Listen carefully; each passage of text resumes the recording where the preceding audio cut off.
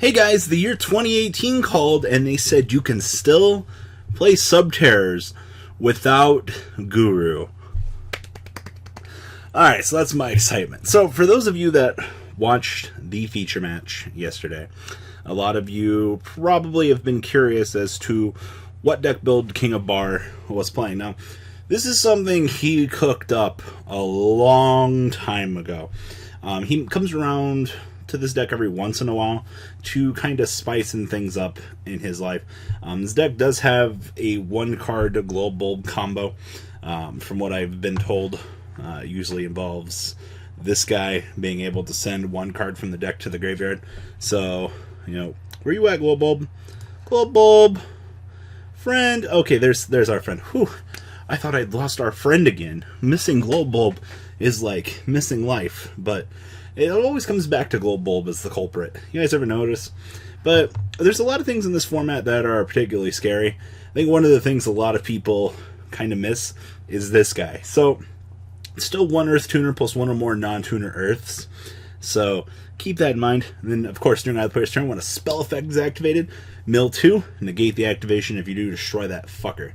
So this card must be face up on the field to activate and resolve this effect. Now, for the most part, this is a more fun base deck.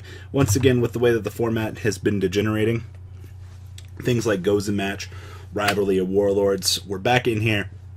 Once again, seems to be the overall knack of things, making an attempt to slow things down. So to see Barr have some success with this, and probably one of the cleanest 2-0s I've seen in a while, you know, it's left to be seen. Now, there are changes you'll probably want to make to this deck within your own player preferences. Quite possibly more additional hand traps, maybe something to that degree. But to be honest with you, looking at this deck on paper, this is about where I'd probably want to go with this deck. The deck is literally just turbo out Naturia Beast, laugh at your opponent. You've done what your deck needed to do essentially at that point. So for that, I respect that. That's really cool.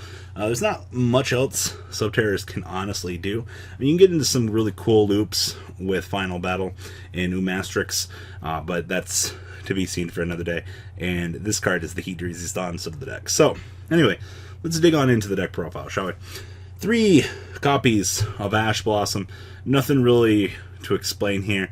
This card is excellent for what she does, and I don't think, to any stretch of the imagination, that you should be playing less than that in this build. 1 copy of DD Crow. Barr is playing 1 Recital Starling. Having the ability to go search for DD Crow as a resource isn't bad.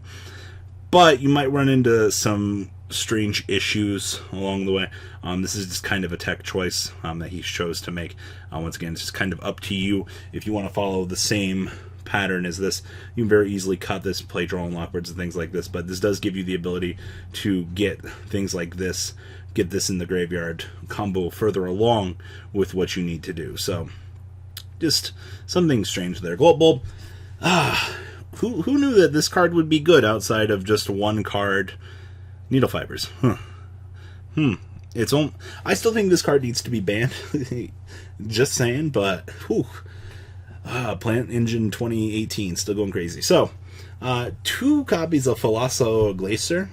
Probably mispronouncing that. But flip. So 1 card from your deck to the graveyard. Once per turn, when a face-up monster you control slip face down, and you control no face-up monsters, you can special summon this guy from your hand in defense mode. Yay! We love Foolish Burial. That's all I have to say about this.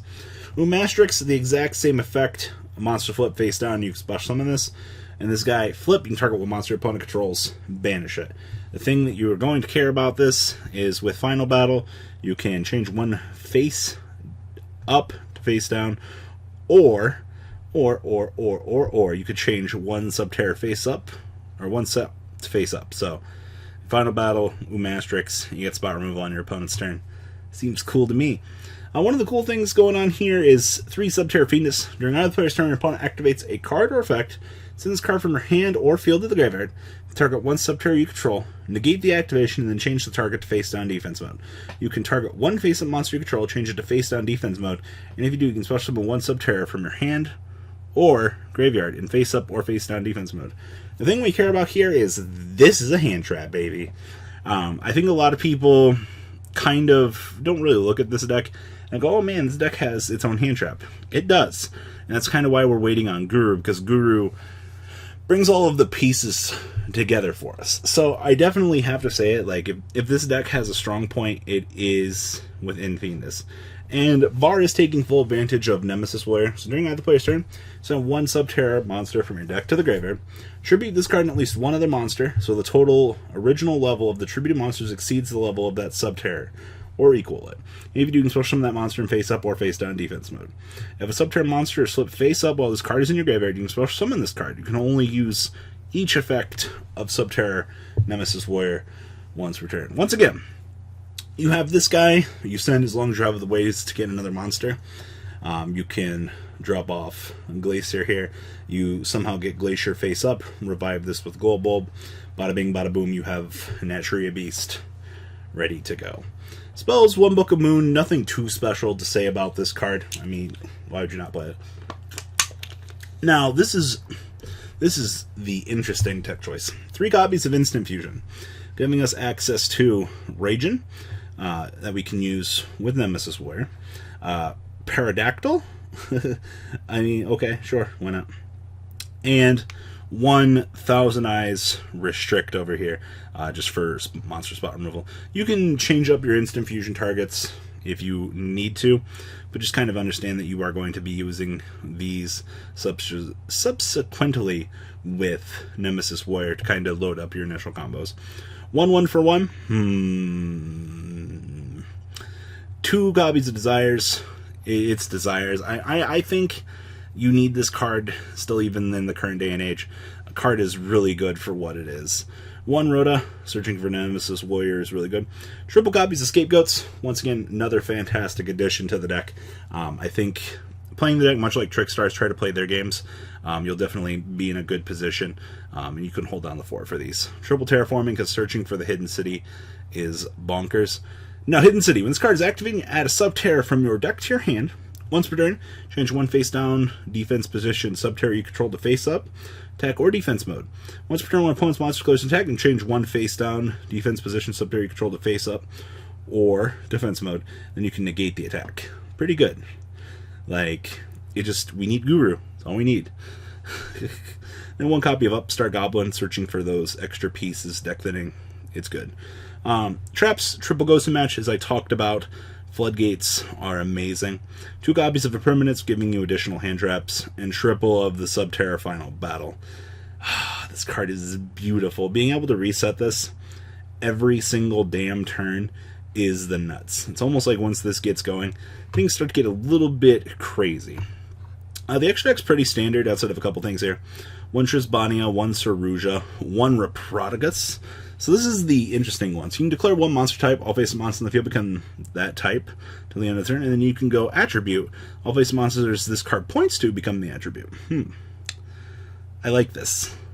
Definitely a good way to get around shenanigans. 1 Ningirsu, 1 Mrs. Radiant, 1 Link Kribo, 1 Unicorn, 1 Phoenix, 1 Cerberus, 1 Recital Starling, 1 Natria Beast, 1,000 Eyes Restrict, 1 Practical, 1 Radiant, and 1 Mega Fleet. We're starting to see a lot more value in Mega Fleet these days, it seems.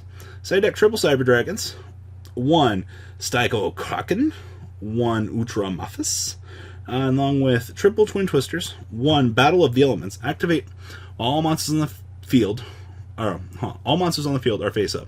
Both players send monsters they control the graveyard, so they can only control 1 of each attribute. Interesting little card here. And then triple Evenly and triple Red Reboot, wrapping up this deck profile. So, what do I have to say about this? I'm impressed. I love getting the chance to see cool ideas come to life, watching meta decks get shit on by rather interesting meta choices. And, you know, with as diverse as the game of Yu-Gi-Oh! Has been throughout the years, this is not surprising to me. I think that this is honestly really cool. So, give it to Barr. He's always coming up with something really interesting to kind of showcase on the channel. So, guys, please leave a comment down below. Tell me what you guys think. Of course, anytime Barr comes up with something cool, we try to cover it on this channel, so I just let him build his own stuff. Try not to log him down with requests. So if next time we get something cool, I'll share it with you guys. Alright guys, peace out. The ride never ends, guys. Make sure you enable those notifications to get the latest videos that are being posted on this channel. Make sure you guys check out VanCole40 for my Cardfight Vanguard channel. And join me and House of Champions on the Zodiac Duelist TV Twitch stream. We'll be interacting with our audiences. And please check out No Limit Gaming and LGTCG.com for the cheapest trading cards on the market. Thanks for watching, guys, and please have a good day.